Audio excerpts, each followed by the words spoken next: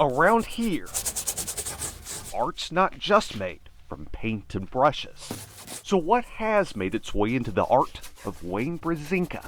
What hasn't? I mean, there's everything. Like that piece, which uses pennies. Or that one with crayons. That one, rocks. I like to move to the corner of the room and just watch people find these little treasures embedded within it. And for this work in progress, one of Wayne's little treasures comes from a friend 60 miles away.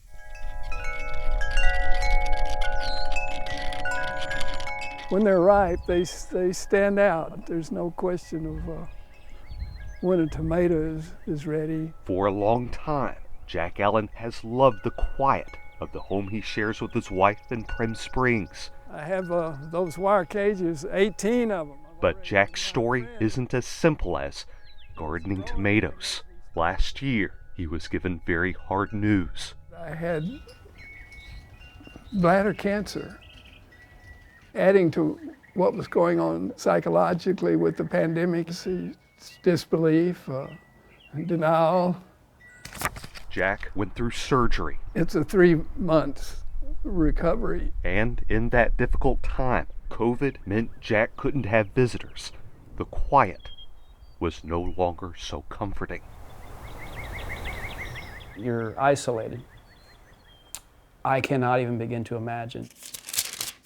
Hearing stories of people in 2020 reminded Wayne of the book of Job. Job lost pretty much everything. We all can relate to loss and pain and sorrow. So with his father-in-law serving as the model for Job, Wayne began building a piece out of items from people whose lives were disrupted in 2020. Notes to grandparents, things that brought comfort, bracelets from hospital stays. And as for Jack, Jack gave me his pathology report, his diagnosis of bladder cancer. like with his tomatoes, Jack understands good things can come with patience. Knowing that there would be a harvest and there would be a chance to reconnect just makes us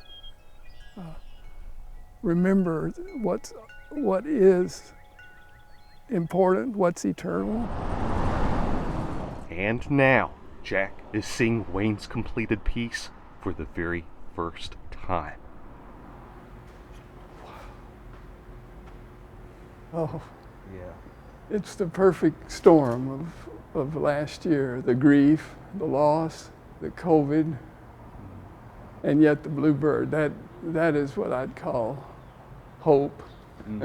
Well, I could just spend all day looking at these things and feeling in my heart something that it has touched.